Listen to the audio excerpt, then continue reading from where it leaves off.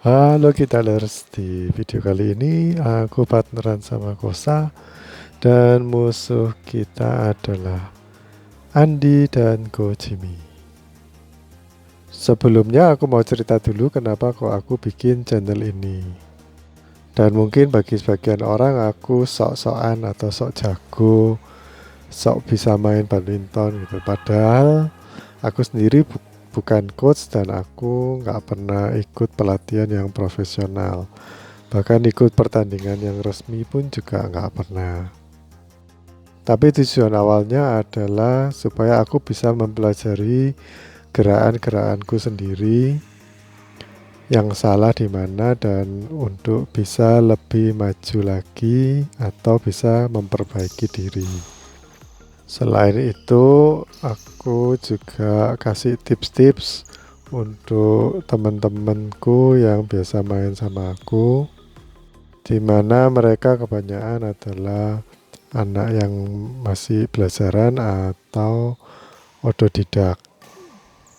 Kalau kita lihat guru-guru les, misalnya les piano, les gitar, atau mungkin guru-guru, itu mereka kan belajar paling enggak mengenyam pendidikan ya. Dan kalau badminton ini, aku sendiri dulu pernah ikut klub. Tapi kalau ikut klub nggak ada level-levelnya dan nggak ada sertifikatnya. Mungkin kalau resmi punya BWF mungkin ada, tapi aku nggak pernah tahu. Pastinya ada sih kayak sertifikasi buat mengajar. Tapi setauku kalau kita ingin belajar sesuatu itu lebih baik pakai metode atau belajarnya metodis, jadi nggak random. Kalau kalian belum bisa footwork, ya kalian belajar footwork dulu, baru diajarin nyemes atau diajarin teknik-teknik lainnya. Aku ingat kalau dulu pertama kali main badminton tuh ikut kakak saya, dan di sana yang ngelatih itu temannya kakek saya. Jadi waktu itu aku masih kelas 1 SD, nggak bisa apa-apa, raketnya juga dipinjemin kakak, sama gurunya cuma dikasih, sama coachnya dikasih 10 kok, lalu disuruh mukul, cuman ya servis, tapi bukan servis beneran, nggak ada netnya, cuman disuruh servis di pinggir lapangan.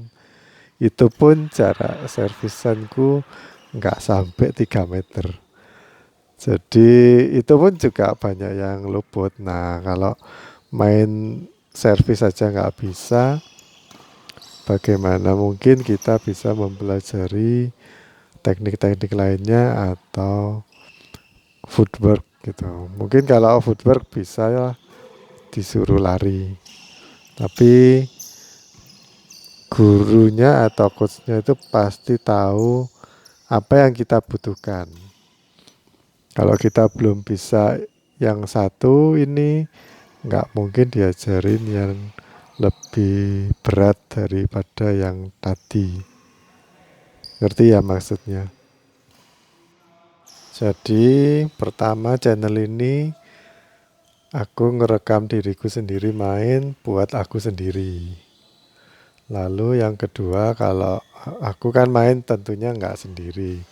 Jadi teman-temanku kalau lihat, mungkin ada di sini ada Kosa atau Andi, kalau lihat channel ini juga seharusnya melihat atau mengamati dirinya sendiri bermain. Kalau ada yang salah bisa diperbaiki. Tentunya memperbaiki diri sendiri itu lebih mudah melihat diri kita sendiri di layar. Jadi kita kan waktu main nggak sadar ya, tapi kalau sudah, kalau kita nonton gitu ngamati, oh ya kalau di sini aku salah ya, nanti kena smash kalau aku kasih pengembalian yang seperti ini. Nah kayak gitu-gitu kan kita harus nonton permainan kita sendiri. Atlet aja juga begitu kok. Kenapa kita jadi lebih sombong dari atlet, nggak mau belajar gitu. Terus yang ketiga, mungkin ada teman-teman yang di luar circleku yang nonton gitu. Mungkin merasa, oh aku ini levelnya mainnya seperti anak yang ini gitu. Jadi mungkin bisa belajar dari situ. Bukan disama-samain atau dibanding-bandingkan ya, tapi oh aku levelnya seperti anak yang ini, terus melihat caranya dia main dan mungkin melihat atau mendengar komentar-komentar dari aku. Kenapa kok gagal, kenapa kok berhasil. Tapi kalau berhasil jarang sih aku ngomong. Kebanyakan yang gagal-gagal aja, tapi mungkin aku mau kasih yang berhasil-berhasil gitu biar fair ya. Yang pasti aku mainnya biasa-biasa aja. Lalu kalau aku kasih komentar ya tentunya yang hal-hal yang aku tahu. Nggak mungkin karena aku bukan atlet, jadi nggak mungkin aku kasih komentar-komentar yang kelasnya atlet karena ya ilmunya nggak ada. Tapi aku bisa ngajar anak-anak yang otodidak karena aku pernah ikut klub. Dan kalau sekarang ini aku lihat klub-klub itu banyak yang anak kecil. Jadi dan mulai jarang sih kalau di kotaku, di kota Malang ini. Kalau zamanku dulu anak dari SD sampai SMA sama kuliahan itu jadi satu dalam satu klub. Di klubku ya. Jadi tahun itu olahraga badminton itu cukup booming. Kalau sekarang ini agak jarang. Dan mungkin yang main itu ya pemain-pemain lama yang dulu SD sempat ikut klub, lalu sekarang udah dewasa, kepingin main lagi. Isinya cuman anak-anak yang seperti itu. Dan mungkin kalau udah gede terus mau mulai lagi belajar badminton, karena dulu nggak sempat ikut klub, kan malu ya. Kayak kalian itu kalau udah dewasa lalu belajar renang itu kadang ada orang yang malu.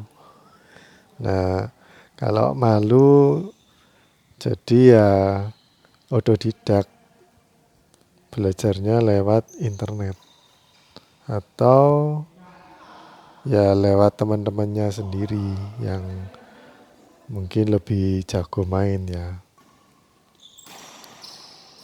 Kadang di TikTokku banyak ini ya komentar-komentar yang maksudnya mungkin dengan nada menghina gitu atau menyindir.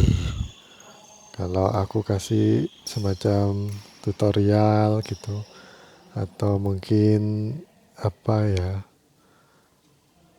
semacam tips-tips dan trik-trik gitu, ada yang bilang sok jago atau hahaha, atau ada lagi yang baru-baru ini nulis ampun bang jago. Nah aku kira itu bukan pujian sih tapi kayak sindiran gitu. Kadang-kadang kalau aku kasih semacam pembelajaran, banyak yang suka ini ya menyanggah atau nggak terima gitu dan bilang kalau apa yang aku tulis di situ salah. Bagiku sih nggak masalah sih. Malah masalahnya tuh sebenarnya di orang-orang yang komen negatif. Karena mereka itu nggak ngerti perjuangannya orang ya. Kalau kita lihat bayi masih merangkak terus jalan masih jatuh-jatuh, apa kita mentertawai mereka? Kan enggak. Karena kita tahu pada akhirnya mereka atau bayi-bayi ini akan berjalan. Ya orang itu ada tahapan-tahapannya, level-levelnya itu ada. Tergantung orang itu butuh apa enggak. Kalau bayi dia kan butuh berjalan. Kalau merangkak terus nggak seneng. Tapi kalau badminton kadang ada orang yang udah aku cukup belajar badmintonnya sampai di sini aja, itu ada. Kayak les gitar itu juga ada. Ada orang yang kepingin belajar sampai sampai grade yang tinggi-tinggi gitu, atau bisa main musik klasik, musik rock yang cepet-cepet gitu. Tapi ada yang cuman belajar chord aja, bisa megang kunci, nyanyi-nyanyi udah cukup. Itu tergantung orangnya. Nggak bisa disamain sama orang yang kepingin belajar lebih daripada orang ini. Karena mereka nggak butuh, mungkin kamu butuh untuk bisa sampai level segitu, sedangkan orang lain mungkin cuma kepingin olahraga ringan, asal ada olahraganya setiap minggu. Ya nggak bisa kalian menentukan seperti itu. Jangankan saya yang main atau teman-teman kita sendiri. Atlet sekelas Taufik Hidayat pun juga kalian hina. Tempo hari waktu di wawancara, aku pernah dengar Taufik Hidayat sampai komentar kayak gini. Kalian itu cuma nonton aja kok banyak nyinyirnya. Ya mungkin nggak, kata-katanya nggak seperti ini ya. Tapi kira-kira seperti itu. Cuma nonton aja kok kayak gitu. Main aja sana. Jangan cuma nonton orang lain terus menghina. Mungkin kasarannya Taufik Hidayat ngomong kayak gitu.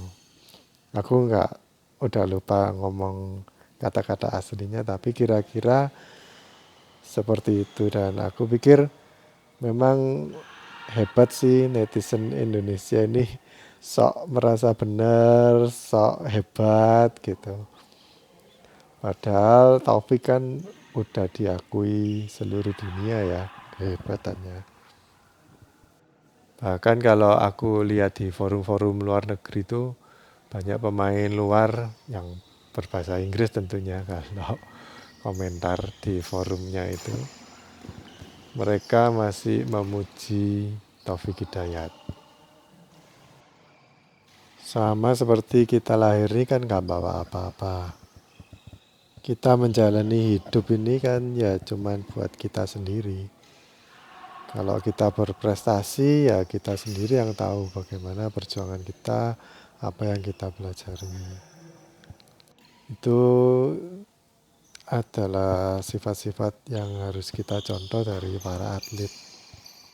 Waktu atlet memenangkan pertandingan, yang ngerti kan ya dia sendiri.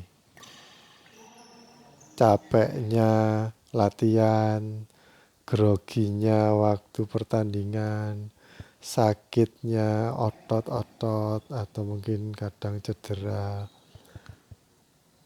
Kalau menang yang seneng ya atletnya, ya mungkin keluarganya juga bangga ya, tapi atletnya itu yang paling merasakan apa yang sudah dia capai.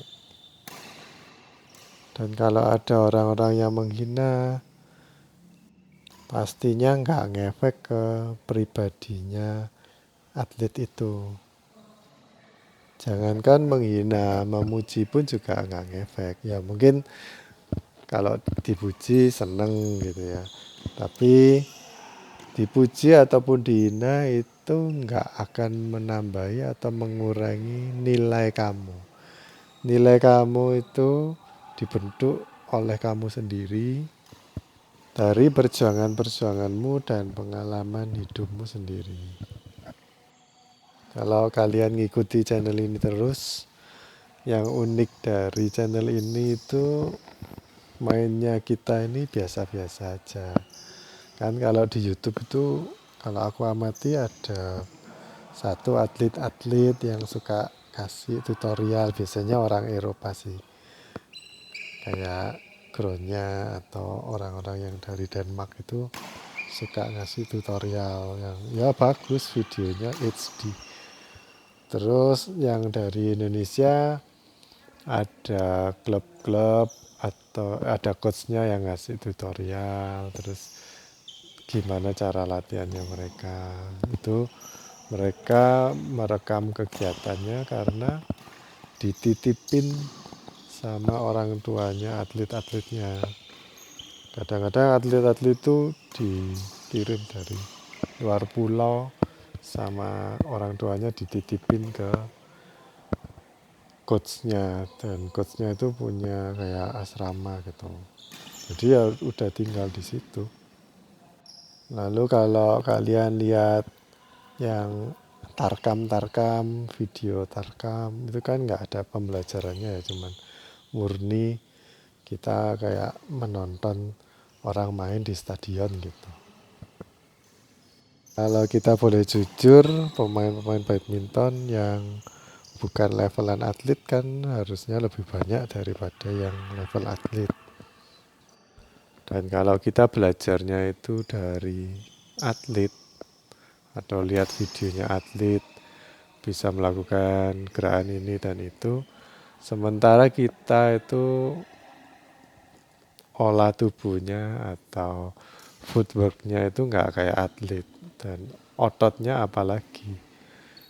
Jadi bagaimana mungkin kita bisa meniru para atlet main, misalnya kita lihat di YouTube, lalu kita tiru untuk kita terapkan di permainan kita, ya tentunya nggak akan sama hasilnya.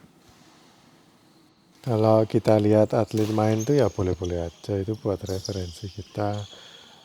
Atau mungkin buat hiburan kalau mau lihat, tapi kalau mau belajar dari para atlet bisa buat referensi aja. Cuman kalau meniru ya nggak mungkin, karena otot kita juga bukan ototnya atlet, intuisi atau pengalamannya juga bukan yang levelnya atlet. Jadi yang mau ditiru apanya? Ya mungkin kalau strateginya bisa sih. Atau penempatan bolanya bisa. Cuman kalau niru setiap gerakannya, misalnya ada atlet yang suka nyegat bola gitu di depan, lalu kita ingin meniru. Nah, apakah kita bisa meniru dengan intuisinya seperti yang atlet itu punya? Kan belum tentu. Atau ada trick shot tertentu yang dipakai di net gitu misalnya, kayak Peter Gate,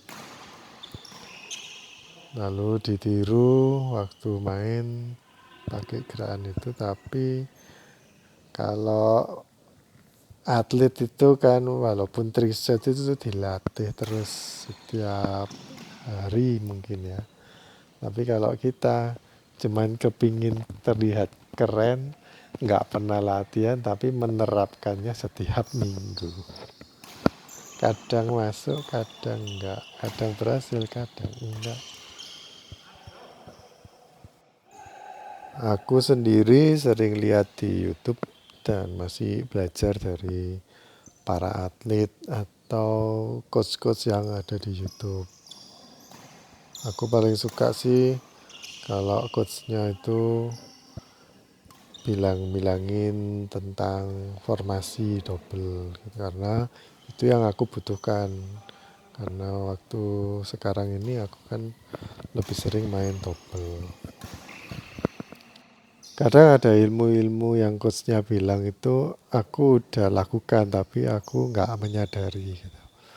Dan memang berarti udah benar aku melakukan seperti itu, mungkin karena juga bawah sadarku ingat, karena dulu waktu di klub mungkin latihannya juga seperti itu.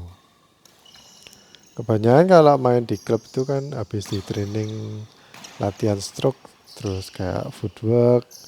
Jarang sih kalau disuruh angkat beban atau latihan push up, sit up, lari gitu jarang. Tapi teknik-teknik juga jarang dan kebanyakan malah disuruh main sih. Dan dari main itu kita jadi punya banyak pengalaman. Nanti waktu pengalamannya itu pasti akan bertambah terus. Dan pada saatnya kita pasti jadi membentuk karakter bermain kita. Buat teman-teman yang ngikutin channel ini, jangan bosen-bosen ya. Karena tips-tips yang aku bagikan mungkin sama setiap episode. Tapi itu sama kayak coach waktu kita ikut klub atau kita ikut pelatihan. Mereka selalu bilang, raketnya di atas, raketnya di atas. Ya, sekali diomongin ya pasti tahu, ngerti lah kalau raketnya itu harus di atas. Cuman kadang-kadang kan lupa. Jadi harus diulang-ulang. Dan yang bagus tuh sebenarnya bukan diulangi ngingetinnya, tapi diulang-ulang itu diulangi latihan dan prakteknya. Makanya latihan yang terbaik itu ya dengan permainan. Oke, gitu aja mungkin sharingnya mengenai channel ini. Dan di channel ini nggak semuanya yang main itu ada akunya. Kadang-kadang teman-temanku aja yang main tapi aku video. Biar mereka juga bisa mempelajari sendiri dan aku bisa menilai mereka atau kasih komentar permainan mereka lebih fair. Dan aku juga fair waktu upload, nggak selalu yang ada akunya yang menang yang aku upload. Tapi kalau aku kalah ya tetap aku upload. Kayak di sini kan aku juga kalah. Itu juga aku upload. Kalau permainan kali ini tuh kalahnya karena nggak sinkron sih aku sama Kosa. Terus juga nggak terlalu niat. Dan yang terakhir musuh kita itu terlalu beruntung karena sering kali bolanya kena bibir net terus masuk. Sedangkan kalau dari kita bolanya kena bibir net dan nggak masuk, nggak tahu kenapa. Tapi mereka kalau nggak salah di game ini ada 3 kali kena bibir net dan masuk. Ya kita ini kan memang udah berusaha, tapi kalau alam ya kalau kamu nggak percaya sama Tuhan, alam mengatakan lain, ya itu yang terjadi. Waktu atlet-atlet bertanding juga seperti itu.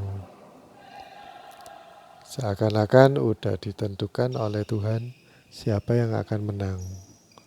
Kadang-kadang kena, apalagi permainan bola badminton ya. Bulu kan ringan jadi kena angin dikit udah melenceng atau out. Aku karena suka badminton jadi kalau nganggur aku lihat YouTube yang ada coachnya. Jadi aku juga ikut belajar. Dan salah satu nasihat dari coach ini juga yang aku barusan ucapin di sini, yaitu kita udah berusaha tapi Tuhan yang menentukan. Yang penting kita usaha. Dan kalaupun poin kita beda jauh, nggak usah peduli poin. Yang penting mainnya bagus saja. Yang harus kita jaga itu permainan kita, jangan lihat poinnya. Kalau kita mainnya setiap bermain itu niat dan mainnya bagus, aku yakin permainan kalian akan berkembang dan nilai dari kalian akan bertambah. Yang pasti kalau nyinyirin orang lain nggak akan nambah poinmu, nggak akan nambah skillmu.